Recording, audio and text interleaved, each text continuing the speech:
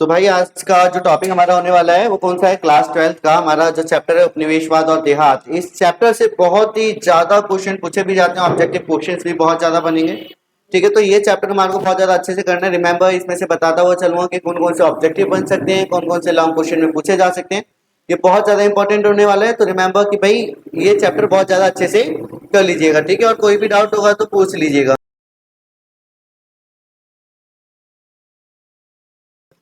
ठीक है, तो भाई यहाँ पे हम स्टार्ट करते हैं और साथ ही साथ जैसे जैसे बच्चे जुड़ते हुए चलेंगे वैसे वैसे वीडियो को लाइक कर देना और चैनल को सब्सक्राइब भी कर देना, शेयर कर देना, ताकि उनके भी मार्क्स जो है अच्छे खासे आ जाएं। राइट, तो चलिए हम स्टार्ट करते हैं कि भाई हमारा जो चैप्टर है, सबसे पहले हम उपनिवेशवाद और देहात के बारे में बात करते हैं कि मुगल दौर में ये जो मुगल का जो साम्राज्य चल रहा था, या फिर जो हम नॉर्मली अगर किसी व्यक्ति का नाम लें तो जहांगीर का नाम लेंगे कि जहांगीर के दौर में ही दो व्यक्ति है जिन्होंने यहाँ पर व्यापार करने की नींव रखी थी, या फिर उन्होंने बोला कि हमारे को क्या करना है, व्यापार करना।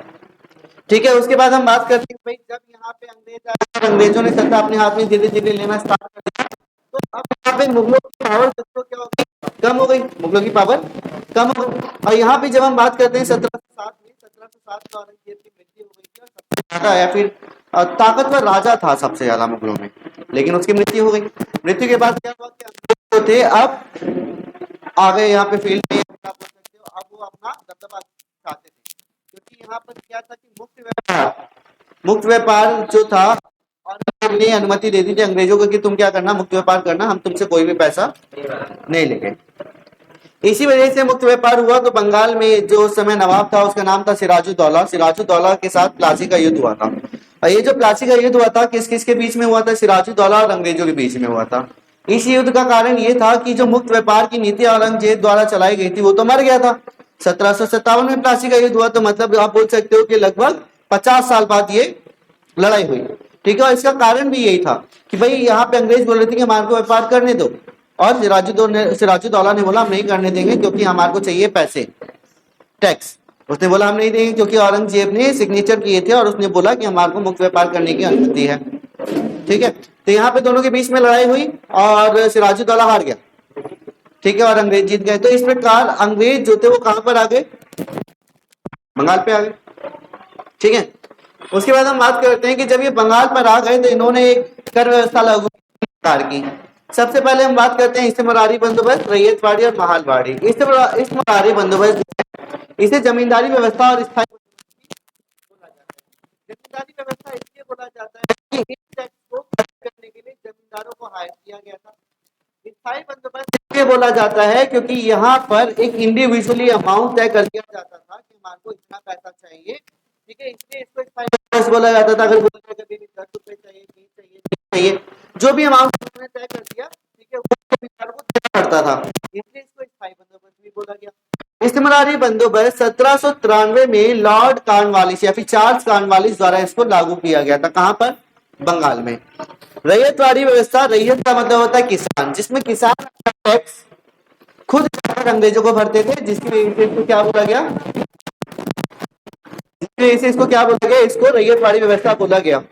ठीक है, और ये रैयतवाड़ी व्यवस्था जो थी वो किसके द्वारा स्टार्ट की गई? रैयतवाड़ी व्यवस्था जो थी वो स्टार्ट की गई किसके द्वारा? अंग्रेजों द्वारा, लेकिन लागू किया गया टॉमस मुनरो द्वारा। कौन था?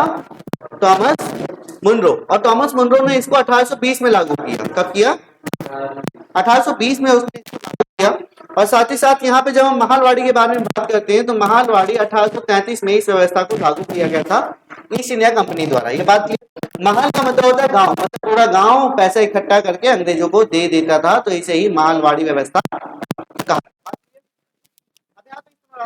एक बार जैसे आपको पता भी चल गया कि 1793 में लॉर्ड कॉर्नवालिस द्वारा इसको लागू किया गया था। और उस समय जो अर्थव्यवस्था डिपेंड होती थी वो किस पे होती थी?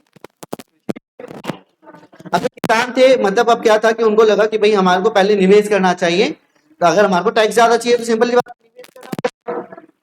तो उन्होंने क्या किया कि उन्होंने पैसा निवेश किया, जिसे इस्तेमारी बंदोबस्त बोला गया। क्या बोला गया? मतलब उन्होंने निवेश किया।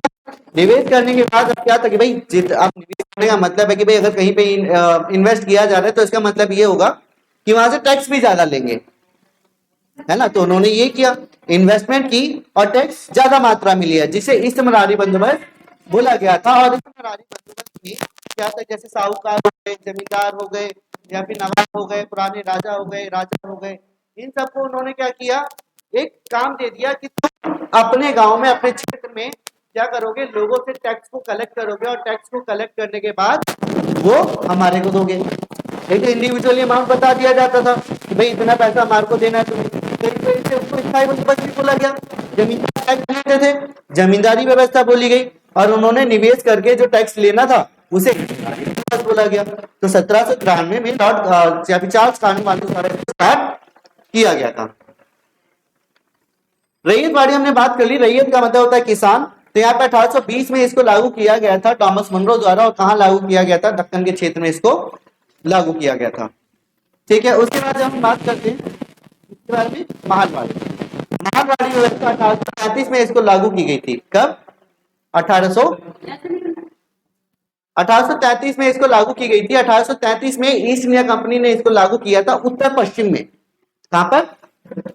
तो क्वेश्चन बन सकता है इस्तेमारी बंदोबस्त से रैयत वाड़ी, महलवाड़ी, तीन में से एक क्वेश्चन कंफर्म आएगा।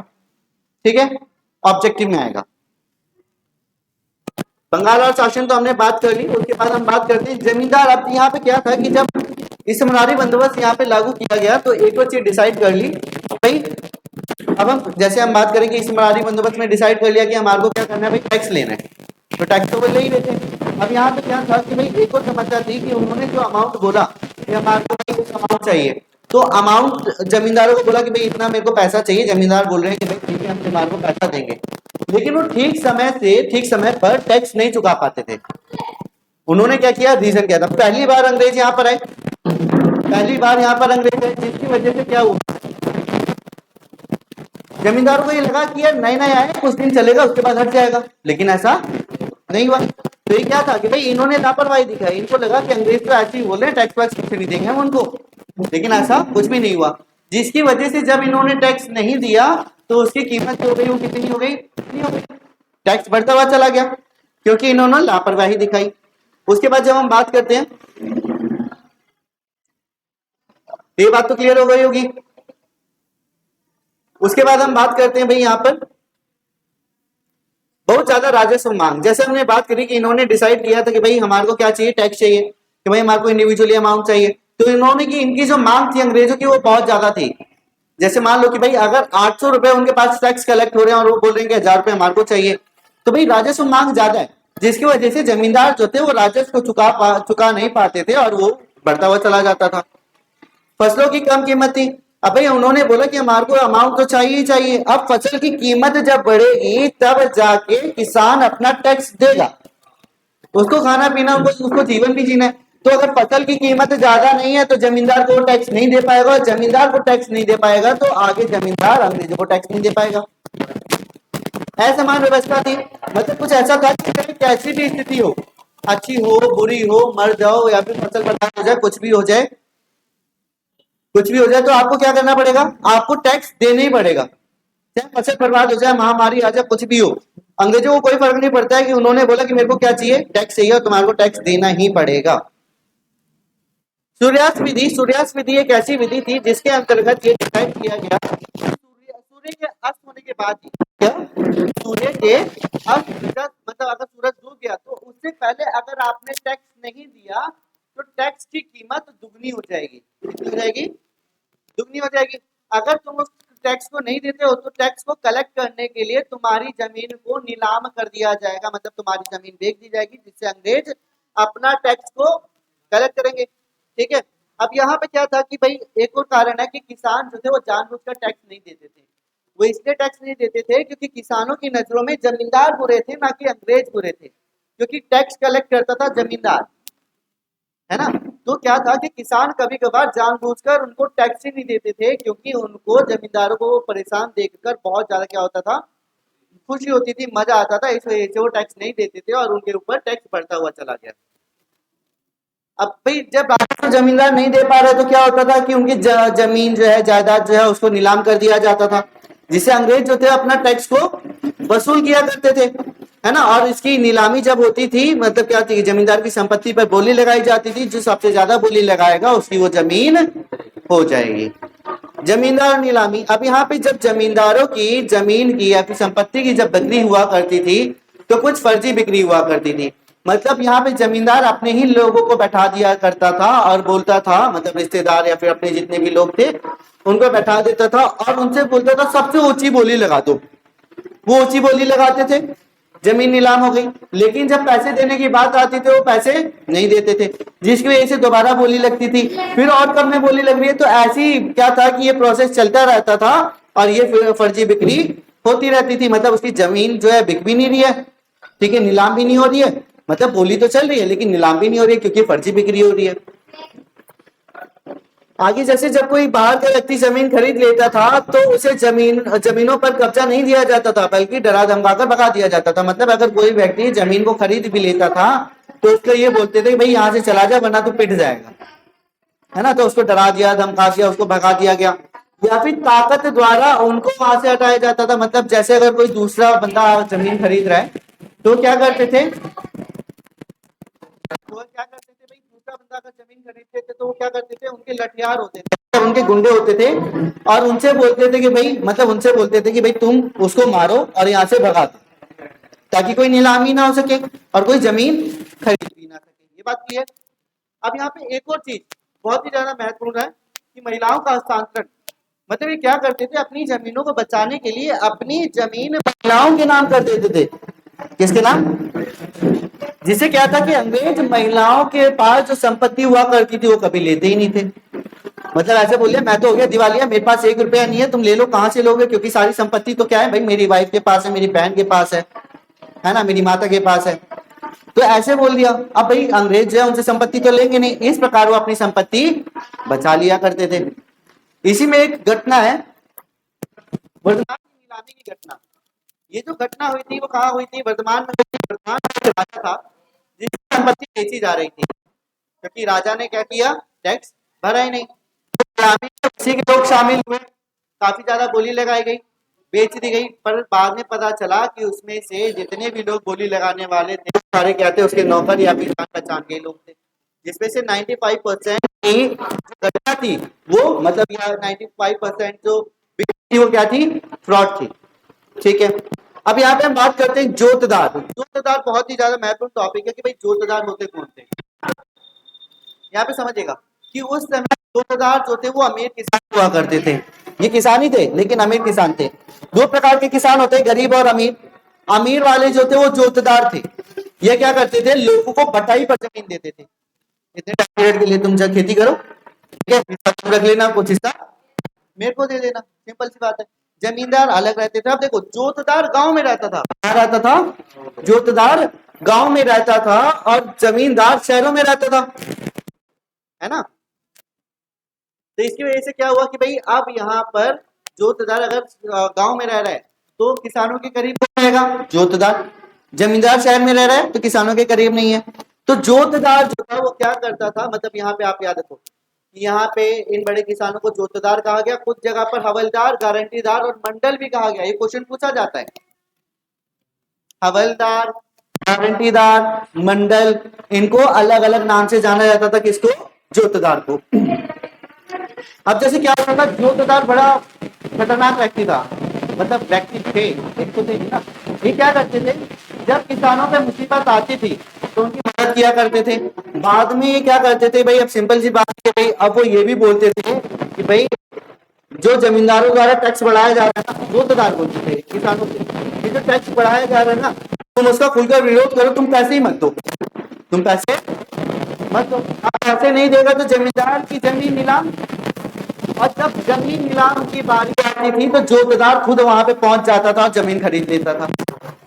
चालाकी देख रहे हो उसकी, किसानों की मदद कर दी, किसानों से बोला टैक्स नहीं देना, टैक्स नहीं देगा तो जमींदार की जमीन नीलाम, जमीन जब नीलाम होगी खुद वहां पे पहुंचेगा, जमीन खरीद लेगा और अपने हिस्से में रख लेगा। तो यही जोतदार करते थे। बात क्लियर? जोतदार कौन थे? इंग्लैंड और ईस्ट इंडिया कंपनी।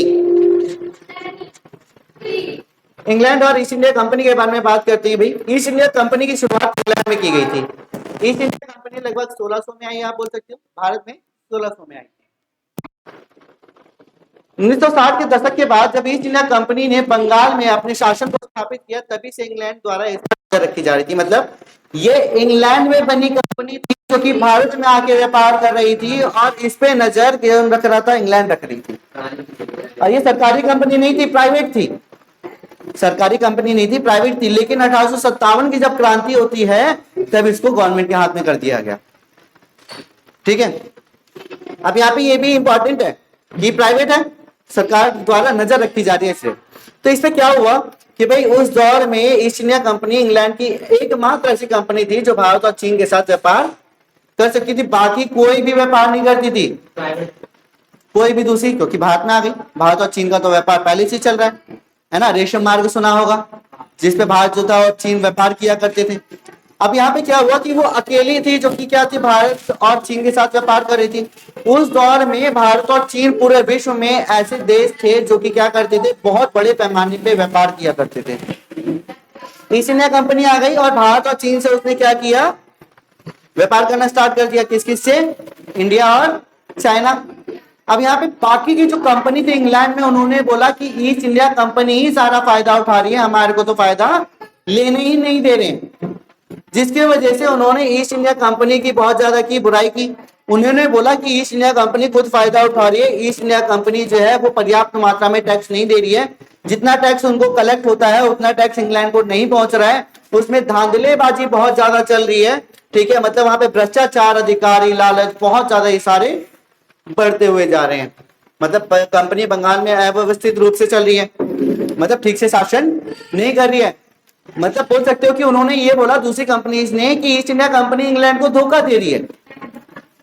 आए समझ में? जिसकी वजह से क्या हुआ कि ब्रिटेन की संसद में बहुत ज्यादा बहस हुई और रिपोर्टें पेश की गई।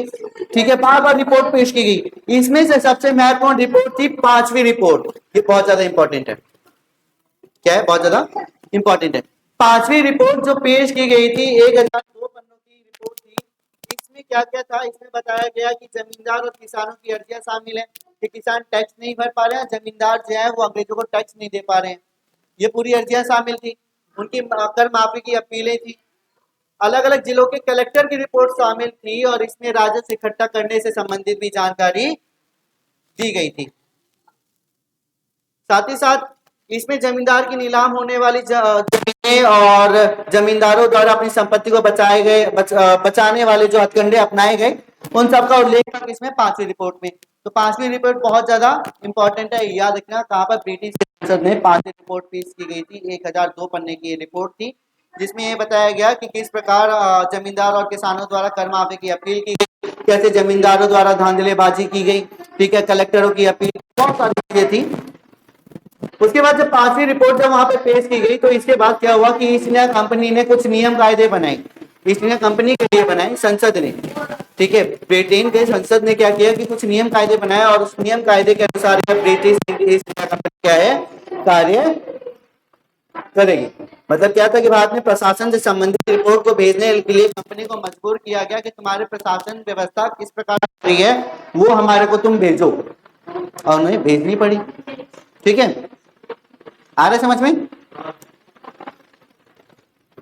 अब यहाँ पे पहाड़ी लोगों के बारे में बात करते हैं। भाई पहाड़ी लोग ये बहुत ज्यादा खतरनाक लोग हुआ करते थे। मतलब इनके बारे में बताता हूँ थोड़ा सा कि पहाड़ी लोग जो थे वो पहाड़ी क्षेत्र में रहा करते थे, बहुत ज्यादा खतरनाक हुआ करते थे।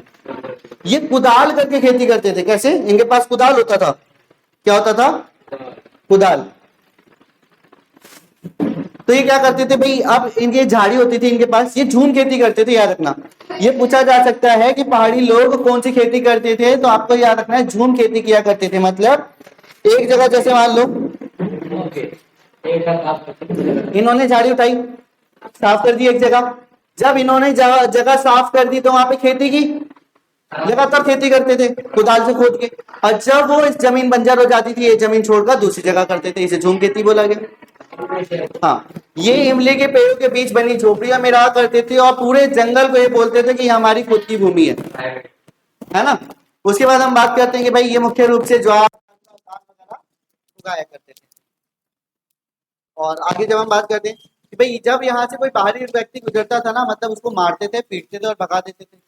अगर तुम्हारे को जंगल के रास्ते से जाना है तो सबसे पहले पहाड़ी लोगों को तुम पैसे दो, तब तुम्हारे को जाने देंगे, तब तुम्हारे को जाने देंगे। ठीक है, तो यहाँ पे क्या था कि भाई अब पहाड़ी जो लोग थे इनका क्या हुआ करता था, एक मुखिया हुआ करता था। मुखिया का कार्य तो तुम्हारे को पता ही है कि मुखिया क्या करता है कि भाई जो भी संबंध होते हैं लोगों के बीच में बनाए रखता है ताकि किसी के बीच में कोई भी लड़ाई ना हो।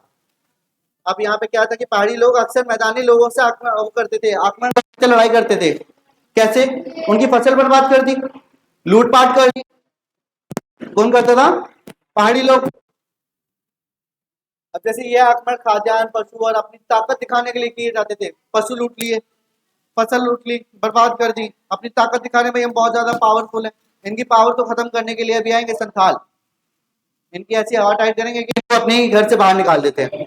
ठीक है, मैदानी इलाकों में रहने वाले जमींदारों को शांति बनाए रखने के लिए क्या करते थे, मतलब मैदानी इलाकों में जितने भी जमींदार थे वो ये चाहते थे कि शांति बने रहे, और शांति बनाए रखने के लिए वो मुखिया को टैक्स देते थे। भाई यहाँ पहाड़ी लोगों को टैक्स देते थे जमींदार की, यहाँ पर आक्रमण मत करो, हमारा बहुत ज्यादा क्या होता है, नुकसान होता है। ठीक है, अब यहाँ पे अंग्रेज और पहाड़ी जनजाति के बीच में क्या क्या समस्या हुई ये भी हम बात कर लेते हैं। अंग्रेज और पहाड़ी जनजाति के बीच में ये समस्या हुई कि भाई यहाँ पे 18वीं शताब्दी में अंग्रेजों ने सोचा कि हमारे को पहाड़ी लोगों को ये बोलना चाहिए कि तुम भी क्या करो, यहाँ पर खेती करो, तुम भी क्या करो, खेती करो, जंगल को साफ कर दो। अब यहाँ पे पहाड़ी लोगों को मिलेगा कि भाई हमारे जंगल को साफ करना चाह रहे हैं, मतलब हमारे को यहाँ से भगाना चाह रहे हैं। उन्होंने मना कर दिया, हम यहाँ पे खेती नहीं करेंगे। जब उन्होंने मना कर दिया तो यहाँ पर क्या हुआ भाई, अब यहाँ पे इसलिए बोला ना अंग्रेजों ने कि उनको बहुत ज्यादा टैक्स मिलता, वहां पे भी खेती हो रही है तो मतलब वहां से भी टैक्स मिलेगा। तो इन्होंने जब बोला खेती कर लो तो उन्होंने बोला नहीं, उन्हें ये लगा कि ये क्या करना चाहते हैं, हमारे ऊपर कब्जा करना चाहते हैं। तो यहाँ पे इन्होंने क्या किया, अब जैसे पहाड़ी लोग तो बार बार आक्रमण भी करते थे, तो यहाँ पर इन आक्रमणों को रोकने के लिए एक अंग्रेजी अधिकारी जो था उसने 1770 के दशक में पहाड़ी लोगों को मारने की क्रूर नीति बनाई। उसने सोचा कि पहाड़ी लोगों को मार ही दूंगा, नीचे वाले लोगों को जमीन दे दूंगा, अपना खेती करेंगे। जब उसने 1780 के दशक में आक्रमण किया, जब वो हाँ यहाँ पे 1770 के दशक में वो आक्रमण करता है। ठीक है, 1770 के दशक में जब वो आक्रमण करता है तो वो खुद हार जाते हैं, क्योंकि पहाड़ी जो क्षेत्र था, जंगल तो उनका घर था, हरा तो पाएंगे नहीं। 1780 में भागलपुर का जो कलेक्टर है, भागलपुर का कलेक्टर जिसका नाम है अगस्टस क्वींसलैंड, इसने शांति की नीति बनाई। उनसे बोला कि तुम ये जो जमीनी क्षेत्र वहां पर आक्रमण मत करना, हम तुम्हारे को भत्ता देंगे, मतलब एक इंडिविजुअली अमाउंट देंगे, तुम ना आक्रमण करो। ठीक है, तुम आक्रमण नहीं करोगे तो हम तुमको पैसे देंगे। तो इसमें से कुछ लोग सहमत हो गए और कुछ सहमत नहीं हुए। अब जो सहमत हो गए उनको पहाड़ी लोगों ने बोला धोखेबाज हो तुम। क्या बोला? तुम धोखेबाज हो। क्यों? क्योंकि तुम अंग्रेजों के साथ मिल गए, और जिन्होंने पैसे लिया उसको मुखिया के पद से ही हटा दिया, उसको मुखिया के पद से हटा दिया। ठीक है, तो ये आप बोल सकते हो पहाड़ी क्षेत्र का जो क्षेत्र था वो ज्यादा लंबे समय तक नहीं चला। ठीक है, अब यहाँ पे ये भी और थोड़ा सा डिस्कस कर लेते हैं। बुकानन और राजमहल की पहाड़ी, मतलब बुकानन एक व्यक्ति है, बुकानन अपनी डायरी में लिखता है और बताता है कि राजमहल की पहाड़ियां जो थी वो कितनी खतरनाक थी। वहां पे वो बताता है कि ये जो एक अंग्रेजी अधिकारी था उसने डायरी में लिखा है, उसने बताया है कि भाई यहाँ पे बहुत ही कम यात्री जाने की हिम्मत करते थे, क्योंकि वहां पर जो भी जाता था उसको मारते थे और उसको लूट लिया करते थे, और जो भी यहाँ से गुजरता था उसको यहाँ पर कुछ पैसे देने पड़ते थे। मतलब ये क्या था कि भाई इनके अनुसार कि भाई पहाड़ियों के निवासियों का व्यवहार बहुत ज्यादा शत्रुतापूर्ण था, मतलब हर किसी से दुश्मनी करते थे, इसलिए कोई भी अफसर इनसे बात करने के लिए तैयार नहीं था। वे अंग्रेज को एक ऐसी शक्ति के रूप में देखते थे कि भाई वो जंगल को नष्ट करना चाहते हैं, उनको वहां से भगाना चाहते हैं। ठीक है, और हालांकि आप बोल सकते हो कि अंग्रेज जो थे वो बस उन पे कब्जा करना चाहते थे, लेकिन उन्होंने कब्जा करने नहीं दिया। लेकिन आगे जाके कब्जा हो जाएगा, जो कि हम इसके सेकंड पार्ट में पढ़ेंगे। तो होपफुली यहाँ तक क्लियर हो गया होगा, कोई डाउट नहीं होगा। तो फर्स्ट पार्ट बहुत ज्यादा इजी है, और मिलेंगे आपसे नेक्स्ट पार्ट में। तो अभी के लिए इसको समाप्त करते हैं भाई, नए मिलेंगे नेक्स्ट क्लास गाइस।